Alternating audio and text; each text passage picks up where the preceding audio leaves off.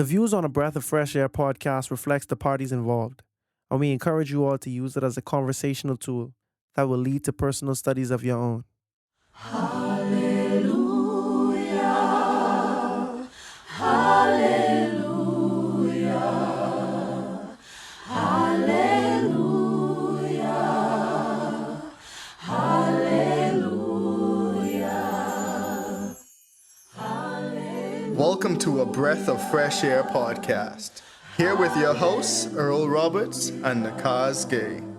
As a young person, Christianity can be so foggy, like smoke in the mirrors and so unclear. But we're here to bring you a breath of fresh air.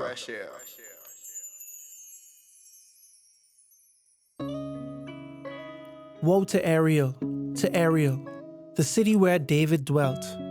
Add year to year, let feasts come around. Yet I will distress Ariel. There shall be heaviness and sorrow, and it shall be to me as Ariel. I will encamp against you all around. I will lay siege against you with a mound, and I will raise siege works against you. You shall be brought down. You shall speak out of the ground. Your speech shall be low out of the dust. Your voice shall be like a medium's out of the ground. Your speech shall whisper out of the dust. Moreover, the multitude of your foes shall be like fine dust, and the multitude of the terrible ones like chaff that passes away. Yes, it shall be in an instant, suddenly. You will be punished by the Lord of hosts, with thunder and earthquake and great noise, with storm and tempest and the flame of devouring fire. The multitude of all the nations who fight against Ariel, even all who fight against her in her fortress and distress her, shall be as a dream of a night vision. It shall even be as when a hungry man dreams, and look, he eats, but he awakes, and his soul is still empty. Or as when a thirsty man dreams, and look, he drinks, but he awakes, and indeed, he is still faint, and his soul still craves. So the multitude of all the nations shall be who fight against Mount Zion.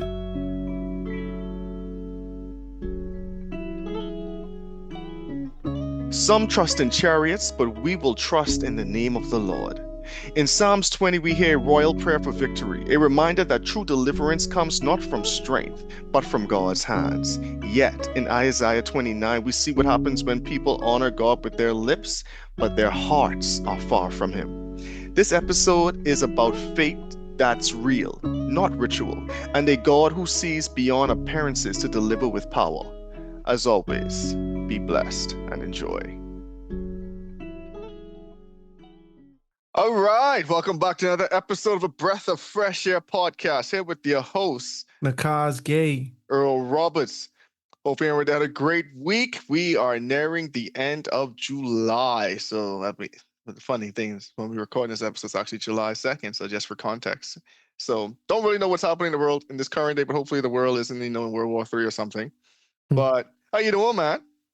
Doing good. I mean, in real time, if y'all have me on social media or anything, you probably already know this, but if you just, solely a pod fan, you would know that we had our gender reveal last weekend. Earl was there. He had on a fur. It was a 70s theme. Earl come through with some fur. Exactly. Yeah, everybody looked good. Yeah, everybody looked good. Everyone stayed true to the theme. It was pretty cool. It's always good when you have an event and people stay true to the theme. Yeah. Like some people have some really good fits. I should have taken part in the best dress competition, but you should have, bro. I should have. Honestly. And that's the thing. It might be a slight cultural difference, but y'all them family. Bahamians have this thing where we have to be cool. Like we have to be perceived as cool. You see what I'm saying? That don't really exist with their family, bro. Like they'll dance, they'll participate in something. And the concept of, bro, I don't want to look like a lame-o or I don't want to look stupid. That don't really cross their mind because if you really think about it, we all family. If you look stupid in front of your family. Like, you know what I mean? It is what it is. Yeah. And so, yeah, they is participating in everything, bro. Young, old, boy, girl. You know what I mean? They say I gotta let them kick this off. Yeah. But it was fun though. As you see, even a Grammy participated I in. see.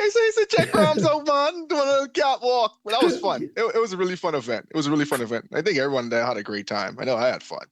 Yeah. So for those listening, we had like a best dress competition. And in order to prove you were the best dressed, we required you to walk the Soul Train line. You know what I mean? Everybody was on two sides and you strut your outfit. And so, but yeah, I think you would have been a strong contender. Man, but trust me, bro. If I had the cane, I If you was had the kid, coming. that would have been Oh it. yeah, That would have been it. that'd have been a superpower right there. For real. But yeah, for those wondering, it is a girl, a healthy, soon to be girl. By the time this airs, I don't know, we might have already had the baby. You You know what I'm just saying? never know. You just never know. But by the grace of God, if they on time, we would be a few weeks away from meeting her. And so yeah, man, I'm excited about that. My Ayana, she was shocked. She was shocked as if there was zero possibility, not even like not even what it was. She was shocked that as if it was possible to be a girl. Like, you know what I'm saying? Like she was sincerely shocked. And I'm just like, there's no way you're shocked if you know it's only two options. And one of the two definitely will happen. You know what I mean? Like Hey, you boy, can't be say, shocked. but Like, you even could one be is the other. that's like saying you could be surprised as to what it is. But in her mind, she was fully convinced She that had it a was a boy. boy. And not Mercy. even on some preference thing. She just that's what she thought. I just thought it was a boy, you know? And my mom was the happiest camper Yeah, of mommy all the was campers. happy, bro. Bro, She was happy, bro. bro. Swear she win the lottery. I said, okay. If I had thought about it though, bro, I would have planned it so we could have had her on the pod that weekend. You You see should what I'm have. saying? Yeah. Yeah. I thought about it after, bro. Yeah. I That'd was have been like, sweet. I That'd have was been like, sweet. yeah, we should have had her on the pod. That'd have been But sweet. at church, she was talking, bro. She was trash talking, bro. Anybody who think it's a boy, she's like, it's a girl. It's a girl. No, she And talking some of spicy. I spicy, bro. I never see her in that type of mode. And I start to realize where I get my competitive spirit from. I said, I seen this before. You know what I mean? She's talking spicy, no She's man. talking spicy. And I was like, bro, I was waiting on her to dial it back. But when someone bet all the chips, you know what I mean? She doubled So down. she's doubling, tripling, quadrupling down, bro. So her and my father-in-law, they was talking about what it is and why they feel that way, you know. Mm-hmm. And yeah, it's a boy, you know what I'm saying? I know it's a boy, I feel it's a boy. I said, my mom say, but did you dream it? Did God tell you that?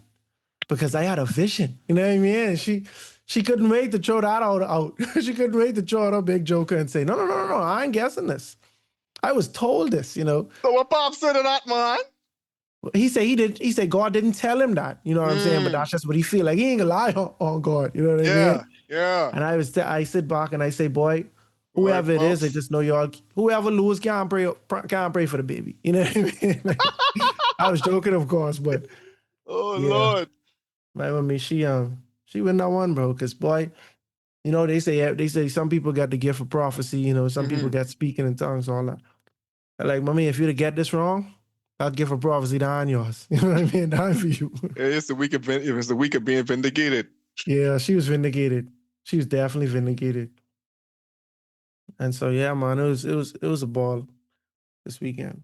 Definitely was. Now where do we go from here? Oh, okay. Yeah. Psalms 20. Yeah, I would think it's Psalms 20. The book of Psalms.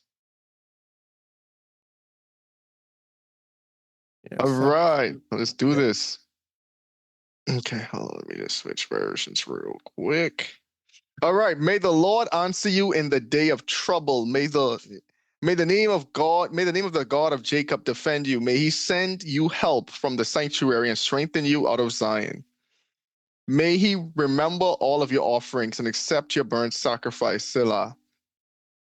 May he grant you according to your heart's desire and fulfill all your purpose.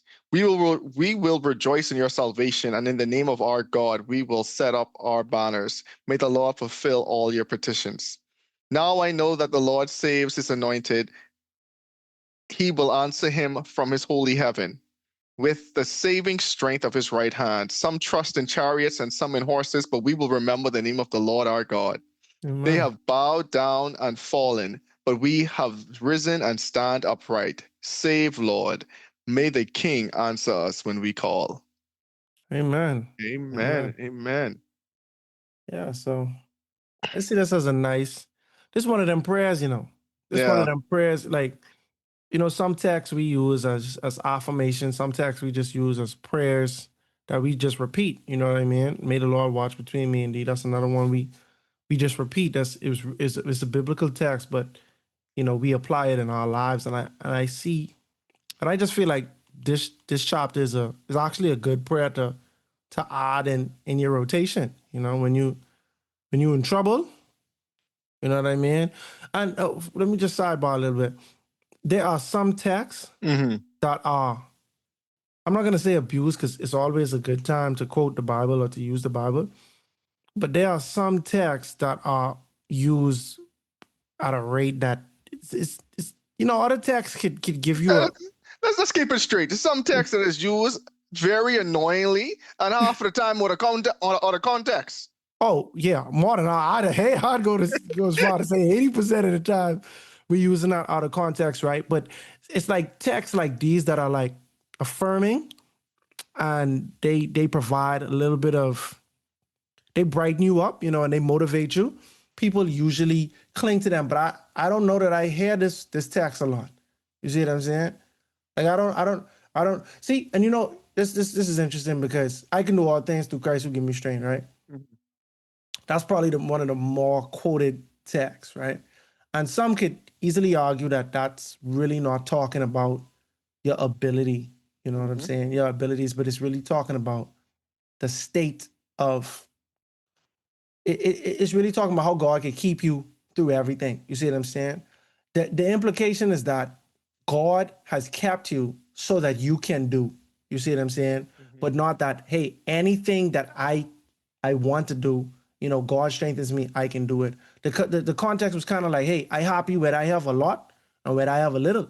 You see what I'm saying? Because I've had a lot and I've had a little, but I can do all things through Christ. You see what I'm saying? But that's usually if you want to, if you're feeling kind of like insecure, if you have the ability to do it, just know that through Christ you could do it. But it was talking more so of your state of being, and Being. Yeah. yeah, being, yeah.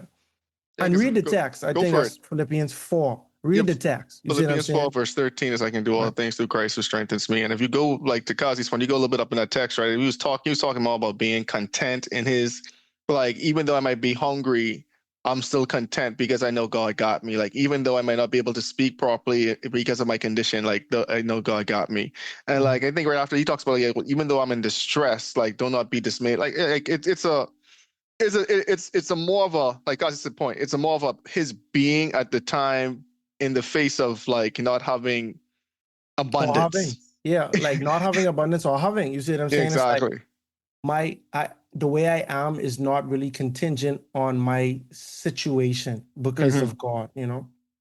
But with that said, we have other texts like these that can provide you, they can soothe you and they can encourage you, bro. Like it's a text I read all the time. Be strong, courageous. Mm-hmm. That's a popular text, but I hadn't paid that text much mind until the day we read it. I was going through something at the time, and I was like, bro, you know what? Yes, bro. Be strong, courageous. Be strong, courageous. And this one make me feel that same way. May the Lord answer you in the day of trouble. May the name of the Lord, the God of Jacob, defend you. Mm-hmm. And he send you help from the sanctuary and strengthen you out of Zion, bro. This is just a declaration, or I don't know, I guess proclamation of safety. You see what I'm saying? And God assuring you and just lifting you up through all this. Hey, like how, like when you go to like what's the type of church? Like I want to say like a Presbyterian church. And when they quote unquote prophesy, right? And they say you are blessed and abundant, you are this and that and the third. To me, this is a scripture that is given all of that.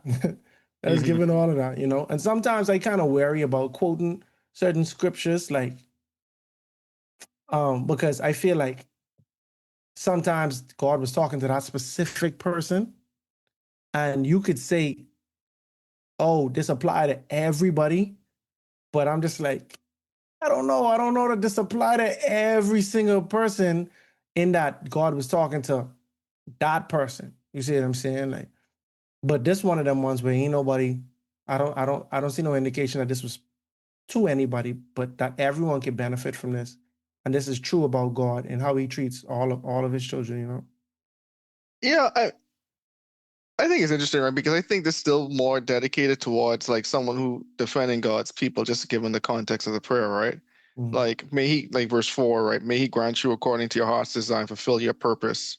We rejoice in your salvation, and in the name of God, we will set up our bonnets. May the Lord fulfill all your petitions, right? But when you go to like when you compare this, someone could easily say this, okay, like may God grant you everything your heart's desire, right? But right here, what is his heart's desire when he's writing this, right? It's the saving of God's people. What is his purpose? It's the saving of God's people. So like in God granting him his heart's desire and God granting him his purpose, it's in the context of fulfilling God's purpose and fulfilling God's desire on being a blessing and deliverer to God's people. So it's like even something like this, it can still be taken out of context when you use it in a not in the applicable way, right? Because like here, the whole purpose is fulfilling God's ultimate purpose, not just doing what you want to do because you want to do it type thing. So I think that's also, in my opinion, a good thing to point out or an important thing to point out. Because you don't want to become people just quoting it, right? Like again, it's still a great standalone verse, and it's still a reminder if you're quoting this that you want your purpose to be aligned with God's purpose. Yeah. And that's the thing. Things can be thwarted for selfish gain at any given time. You know what I mean? Like Mm-hmm. at any given time. What I like is verse 6 I like, and verse 7. Now I know that the Lord saves his anointed. He will answer him from his holy heaven with the saving strain of his right hand. Some trust in chariots and some in horses, but we will remember the name of the Lord our God. And as we could see in the book of Isaiah, Mm-hmm. Perfect there's transition. perfect transition, bro. Throughout the book, the time was written during, it was constant battles and wars among the nations of the Near East. And Israel wasn't completely absorbed. They wasn't completely protected. And sometimes they had, during Isaiah's lifetime, you know, they had to worry about other nations. You see what I'm saying? But throughout the book, they talk about a future battles that y'all have to deal with that y'all not gonna beat, y'all not gonna defeat, and that only God could save you.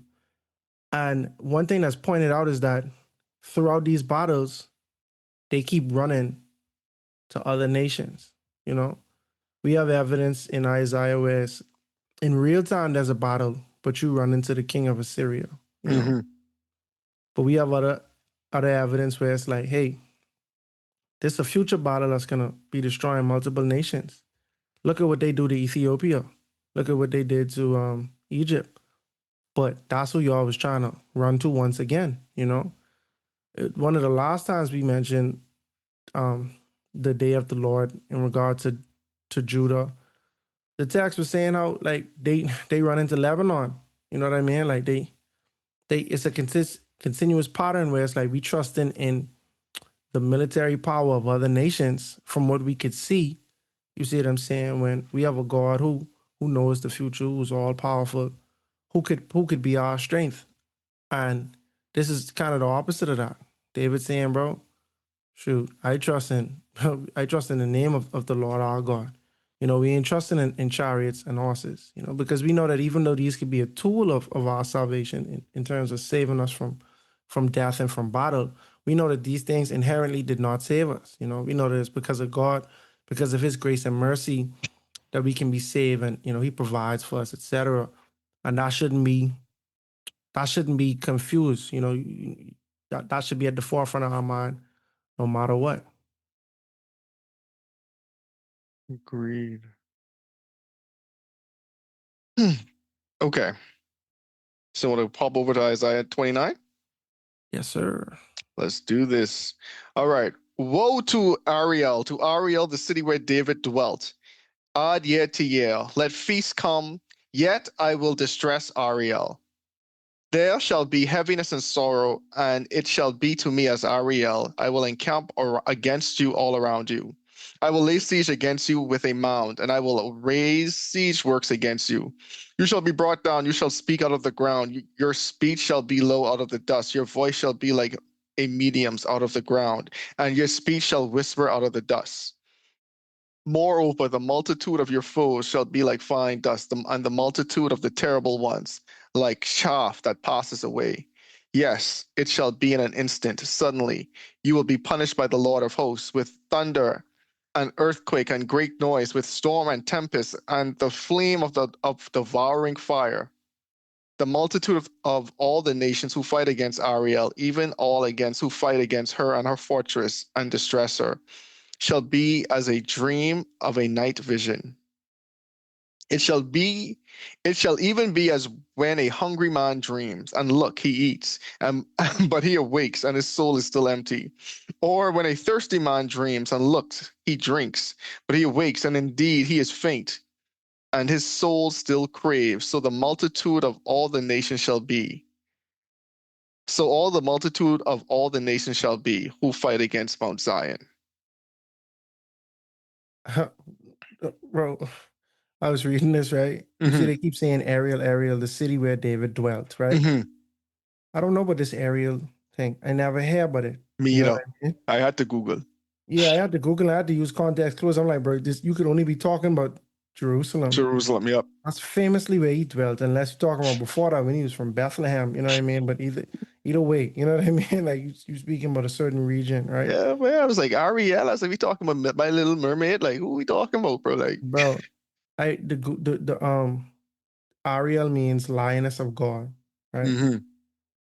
Bro, I have a friend named Ariel, bro, and her tag on socials has that. You know what I mean? Interesting. And I was like, bro, She know what our name mean. she was breaking it down for me right then. I didn't know, bro. Like she letting the world know, bro. Like my name mean this XYZ, and I just thought that was just her bag. Like you know what I mean? Like oh, that's what you call yourself or whatever. But no, that's what your name mean. That's kind of swag, bro. Like you know what I Mm-hmm. mean?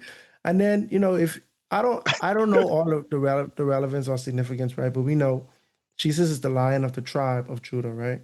You see what I'm saying? David also with the tribe of Judah. Hence, Jesus comes from the line of David. You know what I mean? And so, Lion of God, Lioness of God, All I etc. was just thinking is when I get back on social media, I could put Earl, nobleman. Okay, yeah. I guess No, I'm no, saying, that oh, could be that's a cocky. tag. That could be a tag. It's synonymous though. You Oh. know, it's synonymous. But yeah, bro. So that was interesting. So as we was mentioning just in the Psalms reading, right? We were talking about prophecies in Isaiah where God is saying that destruction is going to happen to his people, to the city of Jerusalem. And that's what's happening here specifically, right? I will encamp against you all around. I will lay siege against you with a mound, and I will raise siege work against you. I was reading this, bro, and I was saying, bro, this could be so many times, bro. This could be so many different times when this happened, bro. This could be Babylon twice, bro. You see what I'm saying? This could be the Romans when the in 70 AD when they destroyed the temple. But to your point, I do think they mean all of them though, because they ain't Mhm. just saying nation. They Yeah. saying nations, right? And I think it's like saying like, God gonna use God is going to allow these nations to enact his judgment against Jerusalem because of the sins you guys have committed. So you guys sin, you need to be punished. I am going to allow these nations to overthrow you. But now back to you, nations, for Hmm. coming against my city. You will get your things at some point. And think about it, right? We already talked about Babylon, how they already prophesy how Babylon gonna get their things. We already talked about how they already prophesy how Persia gonna get their things. We talk about the Assyrians, like we talk about the Arabs, we talk about Lebanon, we talk about all these other places. So we seeing like God already. It's like we already went through a case by case study, and now it's almost like a generalization of some of the stuff we already covered, right? Like all of y'all nations who come against my city, yeah, I will use y'all. But guess what? Well, guess what? Punishment will come against y'all as well. Hmm. I was reading Isaiah 8, verse Mhm. 19.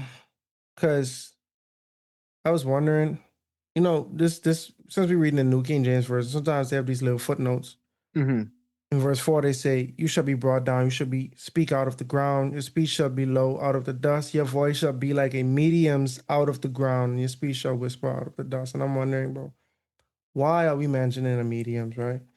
Now, I could go into this, you see how they say it's coming out of the ground, XYZ, because Mhm. when we read Samuel, when the spirit came out of the ground, well, when when the spirit was talking to Saul, right? He was supposed to be allegedly the spirit of Prophet Samuel, Samuel, right? yeah. The Bible say it come out of the ground. You see what I'm saying? The spirit come out of the ground talking, right? And to me, that always was kind of interesting to me because it's like I believe that to be a fact that whoever saw the spirit didn't come from heaven to talk. You see what I'm saying? The spirit come out Mhm. of the ground, because the implication there's this have to be believable. Y'all think I dead and the dead know nothing at the time. You see what I'm saying? Y'all ain't thinking we going to heaven or we dead and then our soul is immortal or whatever. You think you wake me up type situation. Mhm. And that's a different story for a different time. But like, bro, why, why you should be like a medium's out of your voice should be like a medium's out of the ground, right? And it's an interesting reference, but I recall in another time we talk about witchcraft in this book. You see what I'm saying? Isaiah 8, um, verse 19. And this was another time when God was chastising his people. You see what I'm saying? But they was talking about how, God kind of like ain't really listening to y'all right now because Mhm. y'all wasn't being obedient. You see what I'm saying?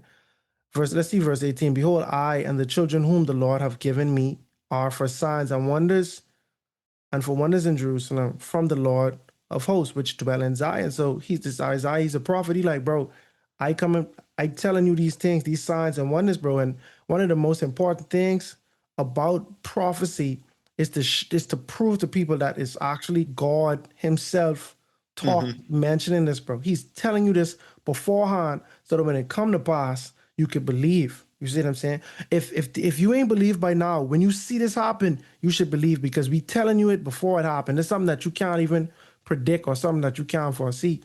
And I saying, bro, we bringing you all this. We bringing you all this, right? But other people saying, verse 19, he say, when they shall say to you, seek unto them that have familiar spirits, and unto wizards that peep, and that mutter.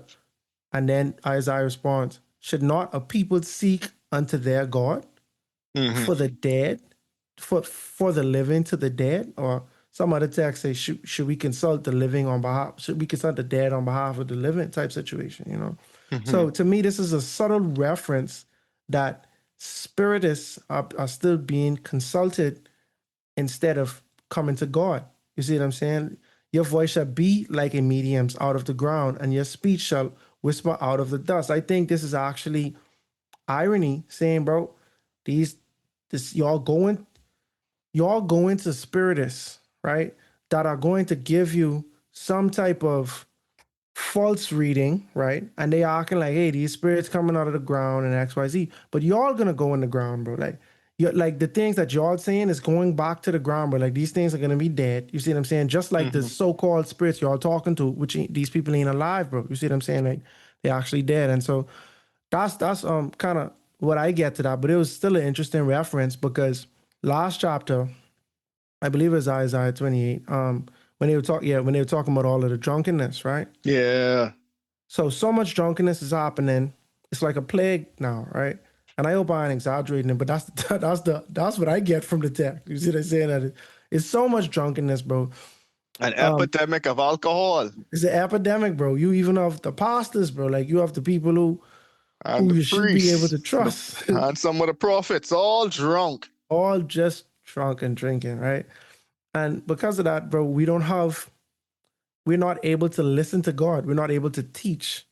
You see what I'm saying? Because the people are not being they're not being receptive But then also the people that are teaching, these are drunkards. These are unreliable vessels for God. You see what I'm saying? Obviously, God could work through anybody, right? But you still have you still need a willing sacrifice type situation. You know what I mean? Like you could get God can work because of you or in spite of you. You know, and so if God is to work during this time, He have to work in spite of the alcoholism. You know, Mm-hmm. and here what do we see? We see evidence or some references that God is competing with spiritists. You know what I mean? Like, why you even think about it, bro? If nobody is a witch, is do witchcraft, or that ain't like a common thing, what would even be the reference to that? You see what I'm saying? Like, Yeah. if I say, bro, I could do you like this, that's a simile, right? You have to know the thing that I'm referencing. Yeah, you have to be able to get the reference. Yeah, you have to be able to get the reference, or else I just kind of It's like wasting when my time. it's like when someone quote a movie and you won't even watch the movie, so that joke going right over your head. Going right over your head, it don't line, bro. Like, Mm-hmm. it's like, bro, then you got to try explain it. It's all bad. It's all bad. You know what I mean? Yeah, I just be like, I just feel like I hate people feeling, so I was like, I don't know what you said, man. Like I ain't watched the movie, so well, I'd be like, haha, yeah, and be Yeah, you got a lying. fake laugh. Hope it blow over. Exactly. Because you can always tell if someone genuinely get it or if they don't get it. Always, bro. You always could, bro. Verse 5, they kind of go over Hmm. your foe is gonna be like the dust, you know what I'm saying? The multitude of the terrible ones, like the shaft that passed it away. To me, that kind of says how abundant your people could be. They could be like the dust. You see what I'm saying? Like so abundant. They keep blowing this and that and the third. No matter what, you could just keep seeing people. You see what I'm saying? Verse 6, you will be punished by the Lord of hosts. Now, this kind of goes into several texts that we already read in Isaiah, where we talk about thunder, earthquake, great Hmm. noise with the tempest. So we can see this ain't just one of them ones where it's like your enemies coming to destroy you or cause harm to you, but it's the elements also. You know, you also got to deal with the elements. Um, Hmm. do you have anything to say on that? No, I mean I agree. It's like we hear even during you hear in history where earthquakes would drop a city on like off the coast or destroy a city. And then think about it. That's just Mother Nature, the elements, acts of God, right? That just Mhm. destroyed a city. No war needed to happen. No sacking. No pillaging. It was just earthquake. You hear about fires that destroy cities. You have like a lightning storm come through, something catch a fire. They don't have that much water, that accessibility to water to pull out a fire back in the day. Cities burn down. So Yeah. like some of these natural disasters had way more of effect back in the ancient days than they do today. Yeah, bro. And this ain't the isolated event where God is I was gonna say threatening, but it's really like a promise that the elements will get you, will be a snare to you, bro. We see this all the time, bro. Um, I was just thinking of a text in Ezekiel, right? I don't know the context, so I'm not gonna like lie and say this is the same thing that we talking about, but Ezekiel 5 verse 16, when I shall send upon them the evil arrows of famine, which shall be for their destruction, and which I shall send to destroy you, and I will increase the famine upon you, and I will break your staff of bread, right? The text Hmm. go on to say like wild beasts will be against you and stuff like that, right? But we see where God like he speaks he references these things, bro. Like I'm using to use the elements that will be a snare. They will be a snare to you, you know, because you've awakened my punishment or my wrath. Hmm. I saw a text. I saw a quote from somebody, and I'm not gonna say this is a absolute principle or it's like absolute, but it did move me, and I'm gonna paraphrase. I saw it on Facebook, and it was like it says something along the lines that if I am angry, if I am angry with God because He punishes me, I am not angry with. I am not. Oh man, I hate to mess it up, but I just can give you the gist of it. When we angry, when we're upset with God because of His punishment, we're more upset because He is just. And when we say just, we're speaking about justice, right? Justice and like having laws and living by laws. Do this, if you do this, that will equal this, good or bad. You see what I'm saying? We establish these things, and once you violate, we hold you to that. We hold you to that. That is justice, you know. But as human beings, we think of God as so benevolent that anything that does not equal blessings, we ready to call God cruel, ready to Mm-hmm. call him unjust. Unjust. But that's actually the opposite of what God is. If we accept, which a lot of times is not easy for people to accept this, but if we accept that the wages of sin is death, and the fact that we probably sin daily. I don't know everyone hard. I know I probably sin daily, multiple times a It day, ain't right? even a matter of that. We sin daily. It's like point blank period. No matter how good you think you are, you still sin daily. I think that's a hard pill for people to swallow. It's like your very essence is sin. Your being is sin. Your flesh is sin. So it's like, yeah, you can be, and that's why you have to pray every day and repent every day, right? Because that's just the implication of it. Sorry, go, keep going. No, you good, bro. And I'm just saying, bro, if we do that daily, right? Mm-hmm. And bro, they say every day above ground is a good day, bro. Good We day. sin a million times, right? But you could only possibly once. I mean, unless it's the second death, but we ain't get to that. I talking about in this life, right? No man, don't do that to them. Yeah, but I just saying, but like as long as we alive, bro, anything we go through, bro, it's not even the penalty that we was promised to go through. You see what I'm saying? You know what it is. You bear false witness once, dead. You see what I'm saying? Like that's what it says, bro. The wages of sin is death. You see what I'm saying? Bro, So it's like a guarantee to die because we wait, sin. it's like you ain't even gotta get that far, bro. Imagine a baby just thinking about lying. Mm-hmm. That's a sin. Imagine a baby thinking about stealing. That's a sin. Imagine you wanting something that ain't yours. That's a sin. And this is why I'm saying, like, people is like, oh, I don't sin, I don't do this, that, and the third, bro. Gossiping is technically a sin. Yeah, Overeating is technically a sin. You know what I'm sure. saying? Like overindulgent is a sin. Bro, doing anything that God tell you to do that might be personal to you and you ain't do it, It's a that's sin. a sin. And this might and you might be held to that, and I might not. You see what I'm Exactly. saying? God tell you go talk to Sister Cheryl. Right. You ain't God, gonna talk to Sister Cheryl. You know what I'm saying? God tell you be a vegetarian. You see what I'm saying? Now, ain't nothing wrong with not being a vegetarian. You see what I'm saying? So when you eat that piece of chicken, it ain't a sin to eat the chicken, but it's a sin to disobey God, bro. You see what I'm Exactly. saying? And I was having a conversation with one of my homies about that this week, bro, because we was talking about the health message, Hmm. because he wanted to know what's the line, bro. What's the line of strong suggestions versus mandatory do this, and if you don't, it's a sin, right? And I'm like, bro, I could be real. I find that a lot of the Levitical, what's it called, food restrictions and uh, cleanness restrictions, like don't be around blood, don't do this and that and the third. It's some of these are I believe are strong suggestions, right? Now, obviously, I don't condone eating anything unclean because I do think these things ain't healthy for your body, right? But it's some things that we do that break the Levitical. You see what I'm saying? Like, you get in contact with blood.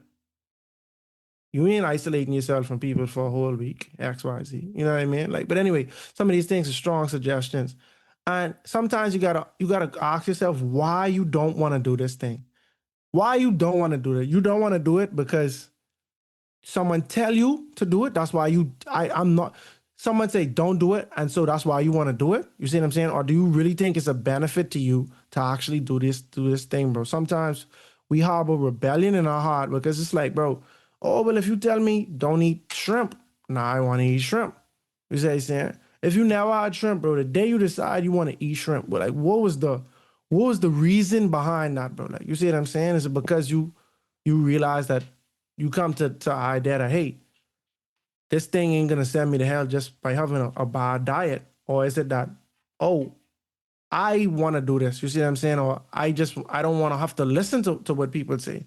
And the kind of point I was trying to make was that the reason why we should not eat unclean foods is because of the health implications of it, Yep. bro.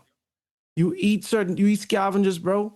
You open in your body to pesticides, to pass some, what it called? Pesticides is the thing that kills pests, right? But I talking about I trying to say like parasites and stuff like that. Yeah, parasites, right. tapeworms, other You opening yourself to that at a higher rate. You see what I'm saying? That you would do. Obviously, the food we eat, nah, bro. I can't swear for it. These things have their own problems, right?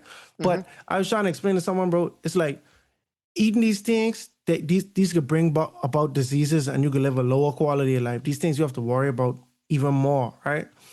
But then, even if you are vegetarian, vegan, or even if you just eat clean meat, bro, if you're eating too much sugar, bro, you eating too much salt, these things also can kill you, bro. You see what I'm saying? It's like, bro, it's a matter of keeping your body as a temple, and you don't want to be desecrating this body. And you could do that while eating clean foods, bro. You could do that while being a vegan, bro. Vegan just means you don't eat anything from animals, like that's animals. Yeah. related to animals, bro. But sugar is not related to animals, bro. Like you could eat too much sugar, bro. You could die. You could be diabetic, all these things from being a vegan or a vegetarian. You see what I'm saying? And that to me is the same.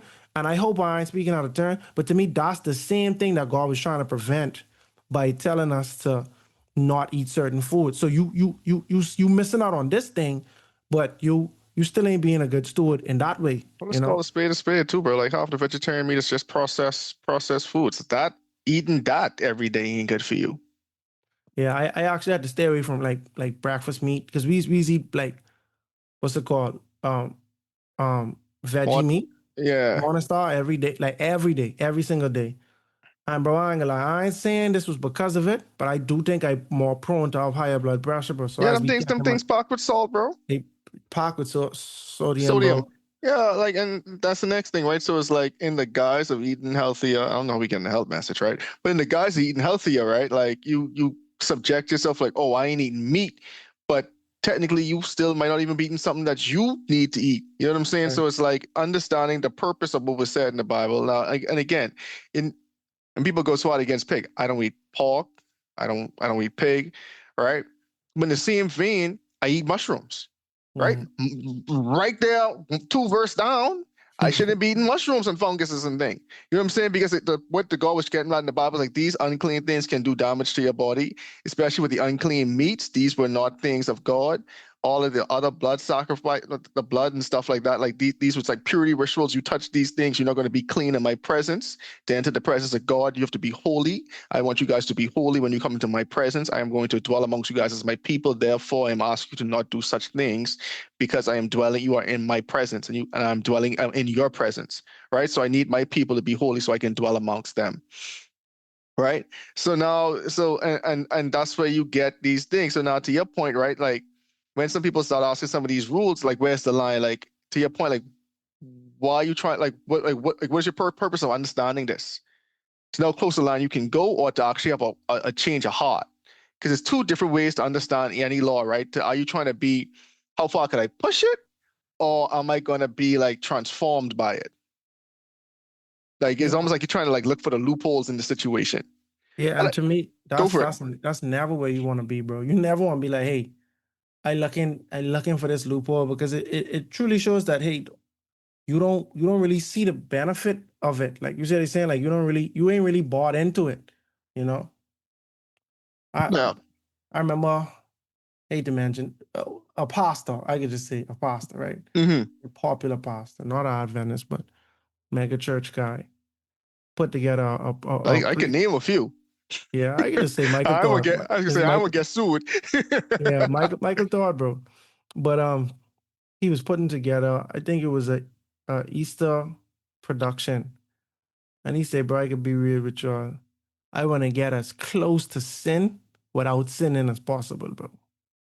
He said that, bro. That means in your heart you're ready there.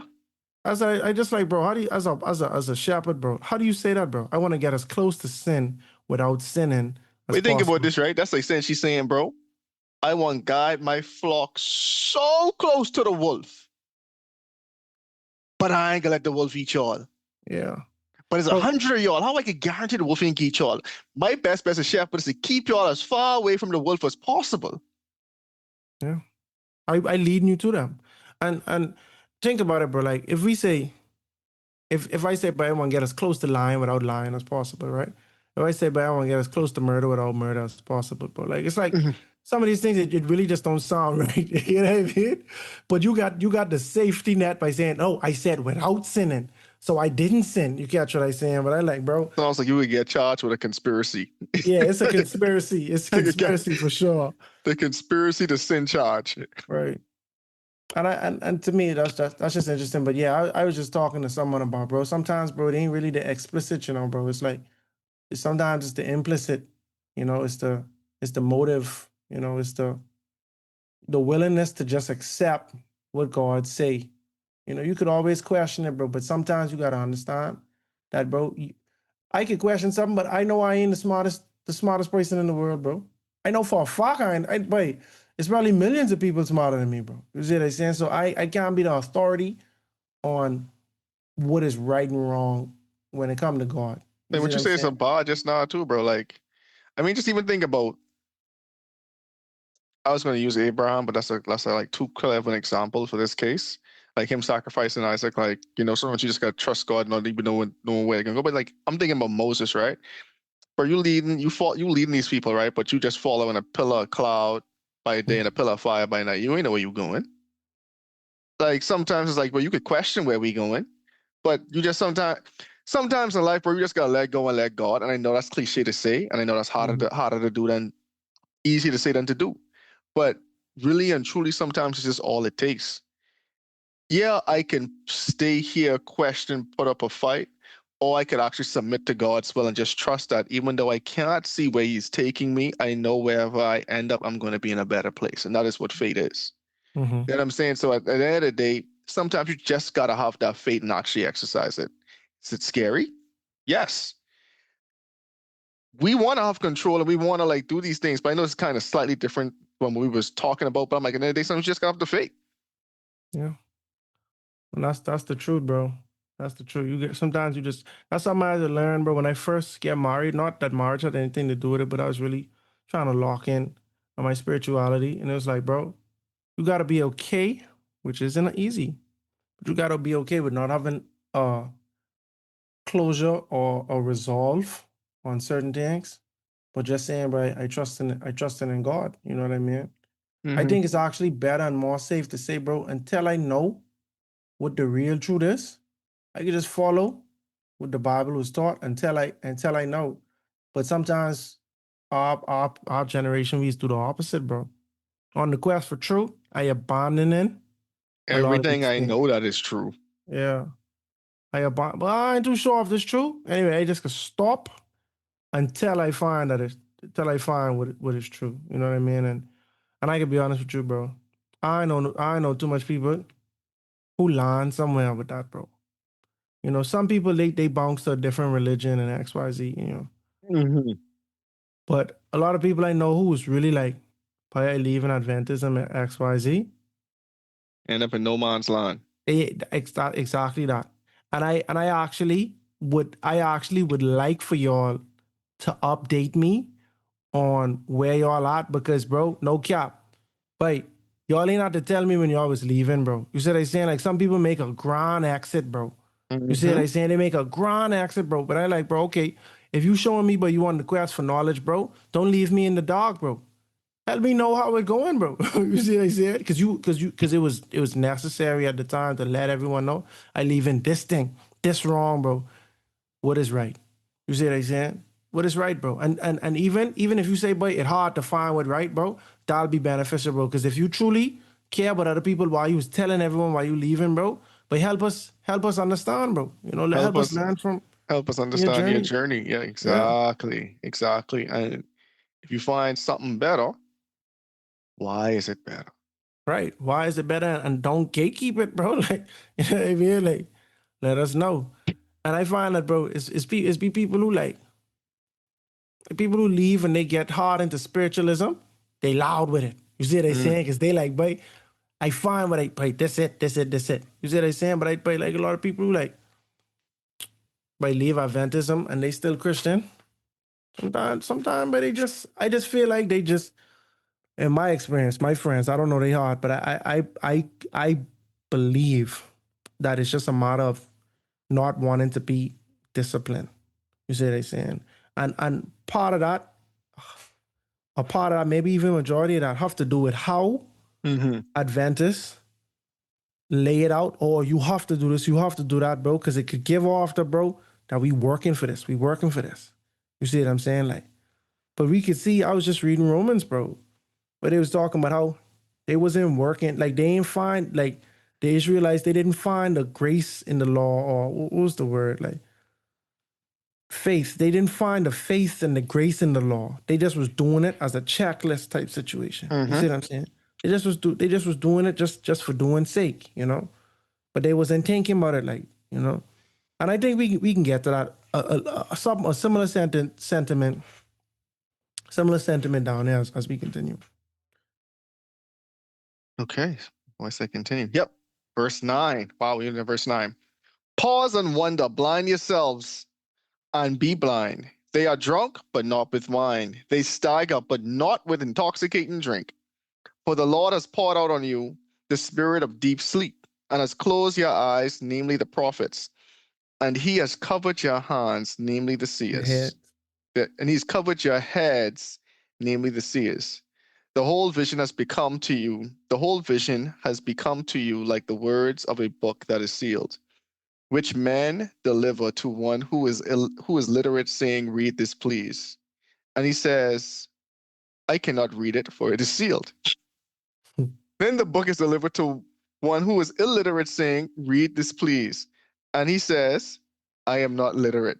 Therefore the Lord said, inasmuch as these people draw near with their mouths and honor me with their lips, but have removed their hearts far from me, and their fear towards me is taught by the commandment of men. Therefore, behold, I will again do a marvelous work among this people, a marvelous work and a wonder. For the wisdom of their wise men shall perish, and the understanding of their prudent men shall be hidden. Woe to those who seek deep to hide their counsel far from the Lord, and their works are in the dark. They say, who sees us and who knows us? Surely you have things turned around. Shall the potter be esteemed as the clay? For shall the thing made of him who made it, he did not make me, or the thing formed of him who formed it, he has no understanding. Mercy. Yeah, that's an interesting dilemma that it happens, bro. You go into any viral teaching on like maybe Instagram of the Bible, you can see people under it saying, you know, God ain't real. You know what I mean? Stuff like that. You know, we have evolutionists. Excuse me, say the same thing, and that is a fascinating thing where you have the clay telling the potter, bro, the potter don't exist. You see what I'm saying? But we see that in movies, bro. I feel like, bro, we just see that All and the it's like, time. and they just like, oh no, he ain't real. Till the day of judgment, and everyone like, oh, he's real. You know what I mean? Like, it almost very, very obvious to assume.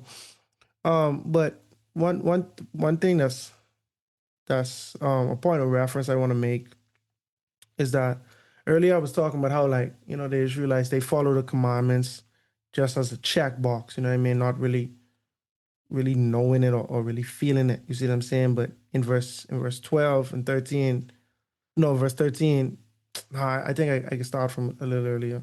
So they talk about the blind, right? Now that's almost straightforward. They talking about people who spiritually blind. You see what I'm saying? That you can't see, you can't interpret. You know, there's a block there. They are drunk. There's a contrast to last chapter where we were talking about people being literally drunk, but they trying to say they spiritually drunk. And one thing I do notice in my personal life is that I love entertainment. And I was listening to a comedian, and he was like, "Bro, entertainment in general is just escapism, right?" And that touched me so bad, bro. That touched me hard, bro. Because, but from my wake up after I finish praying, I need something going. I think that's probably from working from home for so long, bro. I don't sit in silence that often. Like I can't just work on something and just sit in silence, bro. You know what I mean? Yeah, I feel you. Yeah. Yeah, like I need something playing, even if I'm paying attention, you know. And to me, it's like that intoxication thing right there. A pastor the other day was like, bro, this pastor, he's also a chaplain at a high school, and he say a lot of times, like it's quite often that his kids come to him and say, like, I don't really yearn for God. You see what I'm saying? Like I feel like oh, what did they say? They were basically saying they don't thirst for God, right? It's Mm. like, bro, I just wish I like hungered for him or I thirst for him, right? And he would always ask them, but what are you full of? Mm. And I was like, oh my goodness, bro, this and it was a soft-spoken man preaching to it. Like he wasn't preaching like hard. He just was saying, he said he always asked them, what are you full of? Because if we think about it in the physical sense, bro, when you eat so much, bro, you don't hunger or thirst for anything. Yeah. When you finish that lunch or you finish at the buffet, you ain't thirsty, you ain't hungry. You full, bro. Mm-hmm. So imagine sitting at the buffet saying, bro, but I ain't even have an appetite. Like when Yeah, you go to because that you Chinese buffet and you get one plate and you're thinking about to mash down the place. exactly, bro. But you don't get and mind you on the plate, you got everything on it, you know. Got You got everything on it. everything. You Everything got on it, things man. that don't even go together on the plate, bro. Exactly. Because you're trying to get your money's weight. Exactly. And now you sitting saying, I ain't even hungry for nothing. Why you think that is? Because you full. You're full of something. You see what I'm saying? And so that's the intoxicating drink right there, bro. Like even in my personal life, bro, like I like to pray and read the Bible. I like to get it out the way, bro. As soon as I start my day, I a lot of times I'm not gonna think about that no more, bro. You see what I'm saying? Because I listening or sports or this and that and the third, bro. This that escapism right there. You see what I'm saying? You want to be inebriated by something, you know, whether it's the thrill or whatever excites you. Some people it's politics and whatever have you. And so here we see an extreme version of this where these people are just spiritually asleep. That's what God saying in verse 10. But they spirit, he poured out a spirit of deep sleep on them. See what I'm saying? Like, and who did he specifically say? The prophets, namely the prophets. Now, just a couple of texts ago, they call them blind, right? It's ironic because these supposed to be seers, right? But you ain't Mm. seeing nothing. You ain't seeing nothing right now, bro. You blind. God has closed that off for you. And so they make a metaphor out of it. They say, hey, now this type of blindness and this type of intoxication is akin to you asking somebody that can read. You know this person can read. And you say, hey, read this for me. Mm-hmm. They just can't. They looking at the words and they just can't. Like imagine if you give me something in Mandarin. I could read English, but I can't read this. This look like a whole different language to me. Or if the words too big, like if was supposed to be reading one of your engineering books, I could read. I can read. I am able to read. I've done it for years.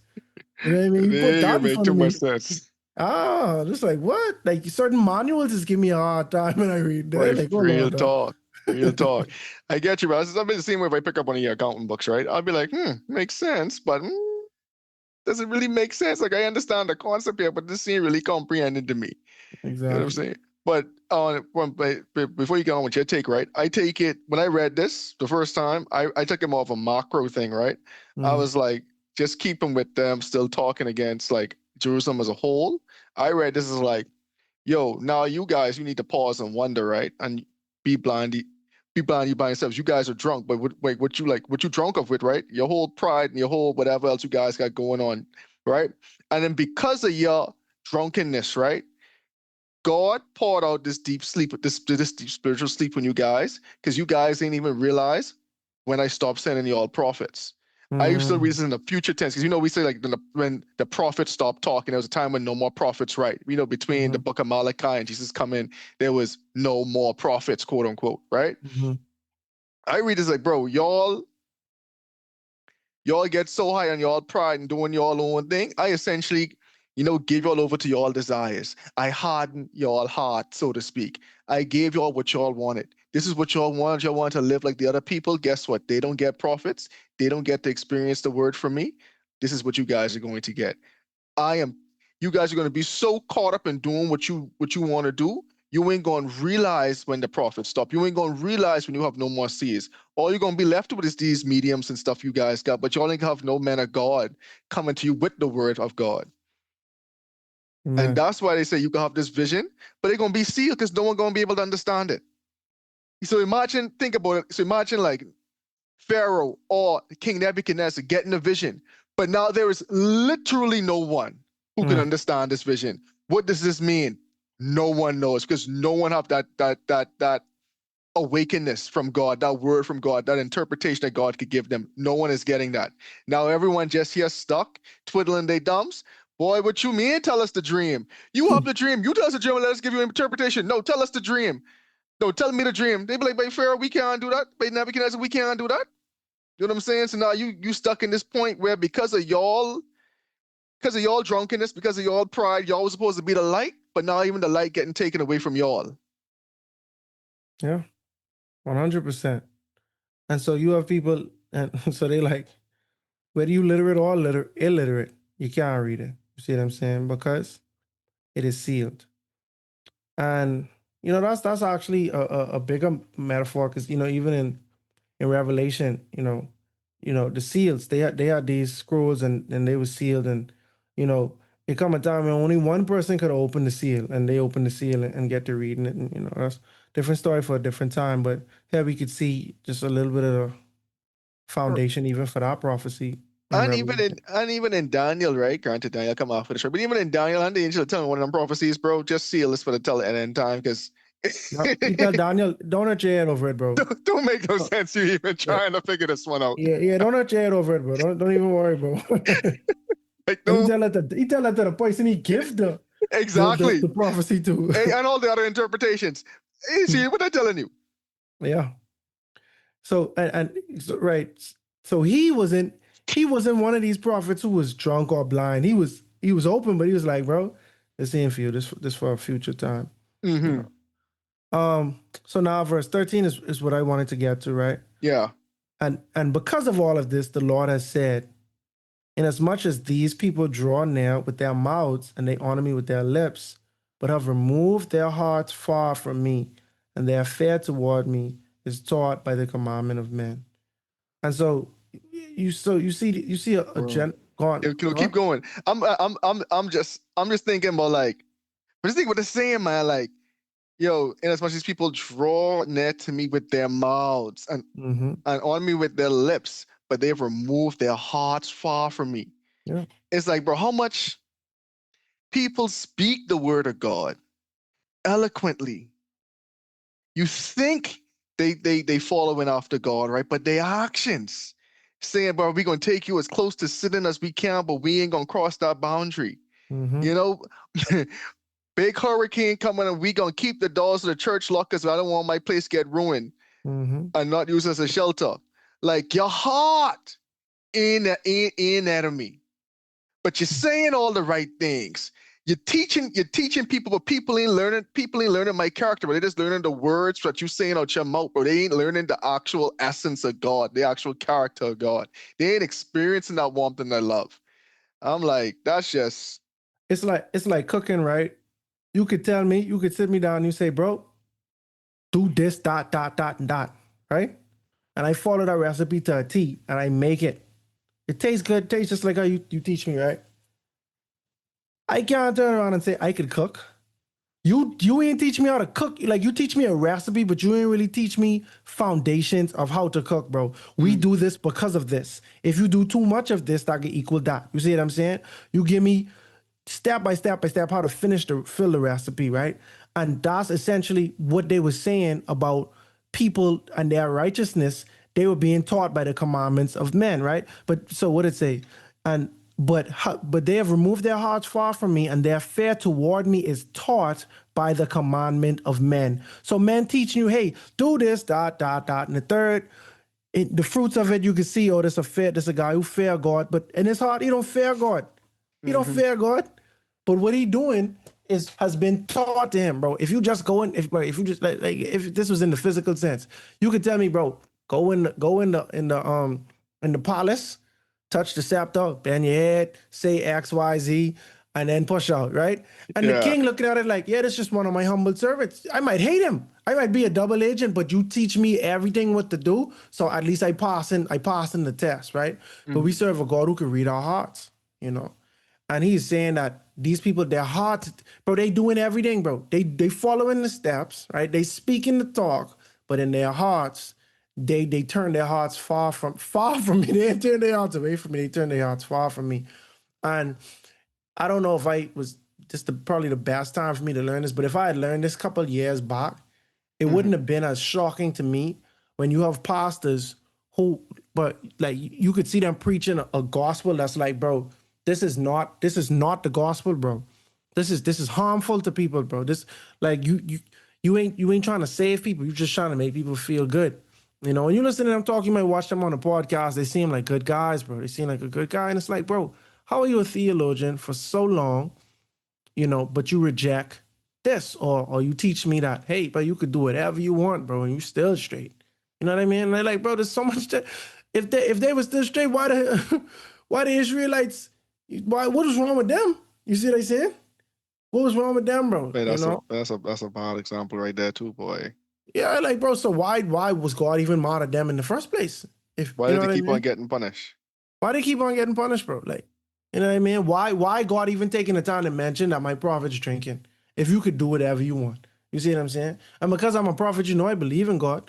You see what I'm saying? You know, I follow God. I showing you how I literally following after him, but my heart ain't there. You see what I'm saying? And that's the thing, bro. Like a lot of times, bro, like it's our heart, bro. The things that that's why God said it ain't would go in your heart that defile you would come out that defiles you, bro. You see what I'm saying? These things already in us, bro. And it's like they start to spill out, you know, they start to spill out in our real life. And I wanna take a brief pivot on that note to Mark chapter 7, right? Okay. And then the Pharisees and some of the scribes came together to him, having come from Jerusalem. They're talking about Jesus, right? Now, when they saw some of his disciples eat bread with, that is, with unwashed hands, they found fault. For the Pharisees and the Jews do not eat unless they wash their hands in a special way, holding the tradition of the elders. Important context, right? The tradition of the elders. When they came from the marketplace, they do not eat unless they wash. And there Boy. and there are many other things which they have received and hold, like washing of cups, pitchers, copper vessels, and couches. Then the Pharisees and scribes asked him, why do your disciples not walk according to the tradition of the elders, but eat bread with unwashed hands? They're talking about washing your hands, bro. These people were strict. They was tough, bro. Real And tough Jesus was cookies. tough. And he responded and said to them, well, did Isaiah prophesy of you hypocrites, as it is written? This people honors me with their lips, but their hearts Mercy. are far from me. Mm, And in vain they worship me, teaching as doctrines the commandments of men. mm.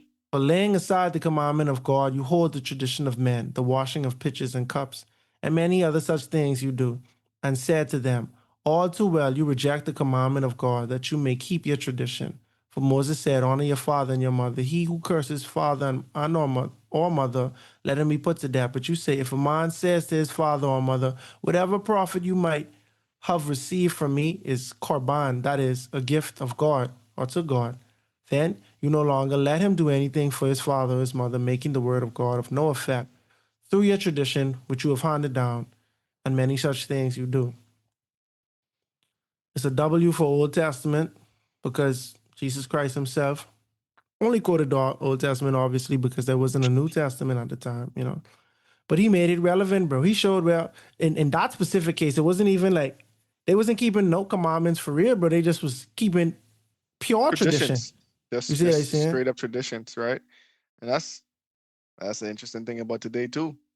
Like how much things is biblical versus your church tradition.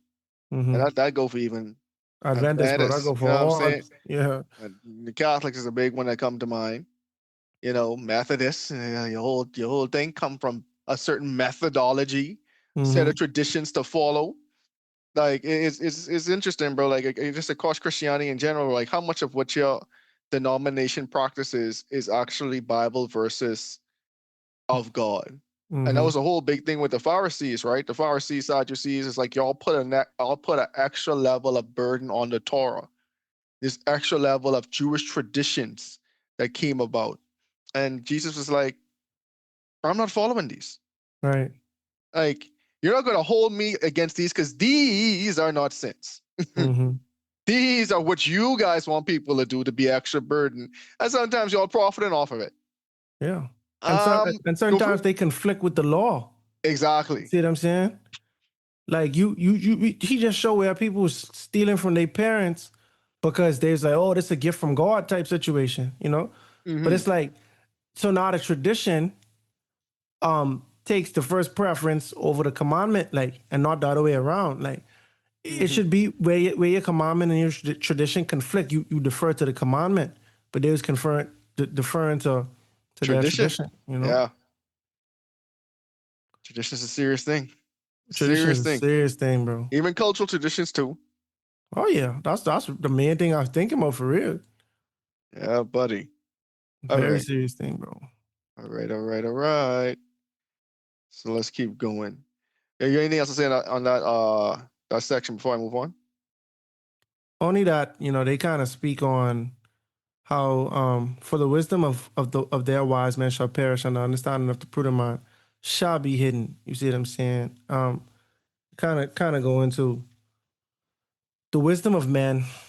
It ain't foolproof, basically. You see what I'm saying? And it is flawed, and it could fail you, basically.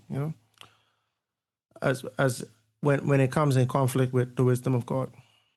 There was something to that point that I wanted to read. Let me see. I had to make a note earlier. I think it's First Corinthians. Yeah, I think I know what you mean.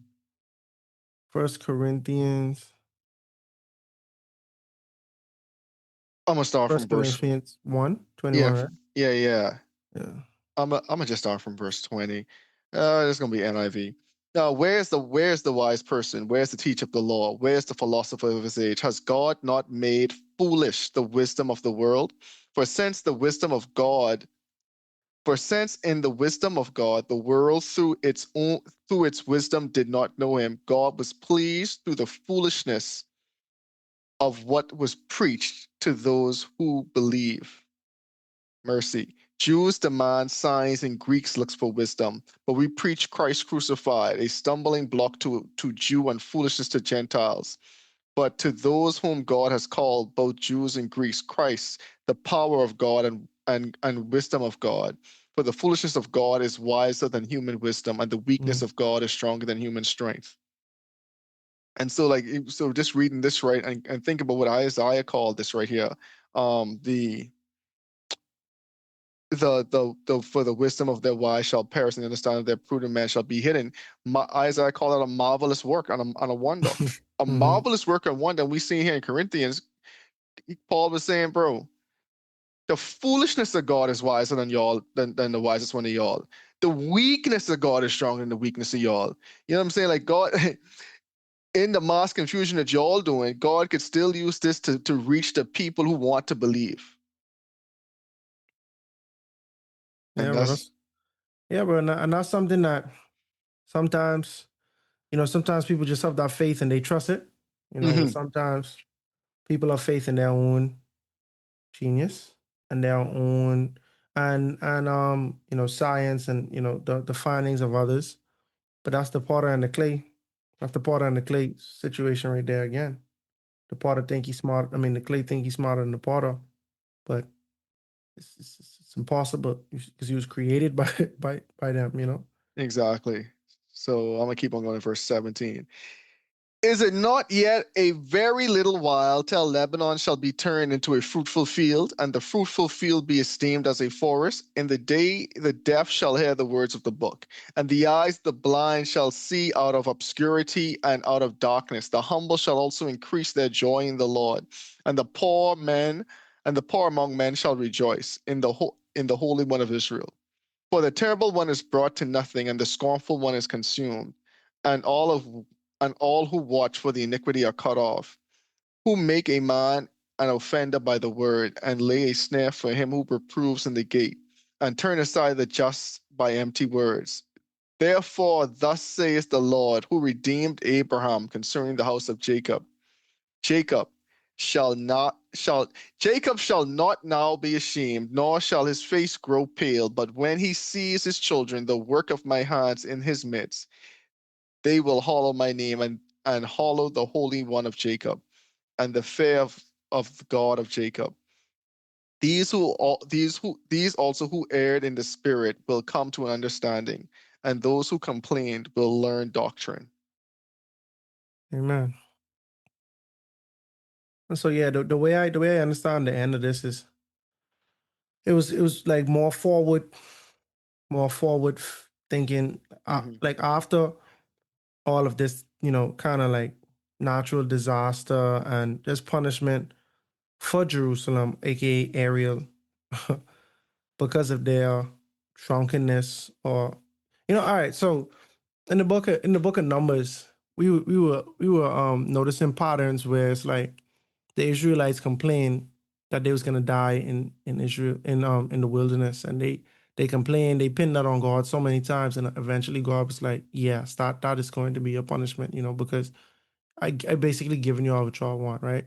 Book of Exodus, we see where God hardened Pharaoh's heart, and hardened seems like such a harsh thing, but when you think about clay, somebody formed their heart to be a certain way, and God just crystallized it for you, boom, we printing that out. That's how you stay in, and we see where in um in this prophecy they speaking towards the heart of Jerusalem.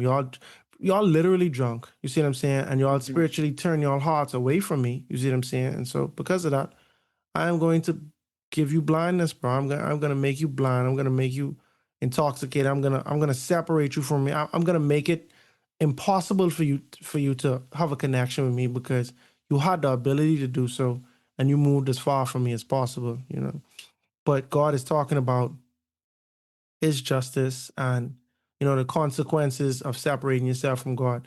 And in that day, they basically saying that in that same day, Lebanon could be destroyed or whatever. That's a nod to a previous prophecy that we spoke about, where Lebanon is gonna be, punished as well. And after that, what's gonna happen? The blind gonna see. You see what I'm saying? I ain't trying to tell you, I am not just throwing you all away. The deaf in that day would be able to hear the words of the book. People will be able to understand, and the humble shall also increase joy. So it's not like a bad note that it's ending on. And it also goes to show that like this is like the way we should view justice. Nobody wants to be punished, right? But if everybody gets to run scot-free, it's going to be lawlessness. It's going to be the wild, wild west. It's going to be just peril and, just out of control. And even when God expresses his punishment, he wants to assure you, to affirm, to reaffirm you that, hey, I am not trying to destroy you, because I don't take any delight in that. I don't take any delight in that. As a matter of fact, I really just trying to straighten you all out, bro. I trying to get you all to come to a place of repentance and a place of humility. And it doesn't actually say that explicitly here, but it is implied, because they talk about how, Jacob shall not be ashamed of his people. You see what I'm saying? What it say in verse 23? When he sees his children, I think I lost it. When he sees his children, the work of his hand in the midst, they will hallow my name and hallow the Holy One of Jacob. Yep. Right. So we see a complete contrast. We see a contrast with these people was just blind. These people just was turning their heart away. And now we see that in the future, after all of this, they're going to be a people who just worshiping God and hallowing his name. Isaiah 29 speaks against Ariel, warning that though the city maintains its religious rituals, its heart is far from God. God promises to bring judgment through siege and humiliation, but also declares that the enemies who come against Jerusalem will vanish like a dream. The people are spiritually blind, rejecting God's wisdom and relying on human tradition. Yet, God offers hope. The humble will rejoice, the rootless will be removed, and Jacob's descendants will honor God once more. But we'll talk more about the prophecies in Isaiah on the next episode of A Breath of Fresh Air. Tonight's episode included voice acting by your host, Nakhaz. Remember to go ahead and research on your own in order to get a more firm understanding of tonight's episode. And if you enjoyed it, make sure to like, subscribe, and share with your friends. You can follow us on social media at A Breath of Fresh Air Pod on Instagram and BOFAPOD on Twitter. Thanks everyone, and we'll see you next week.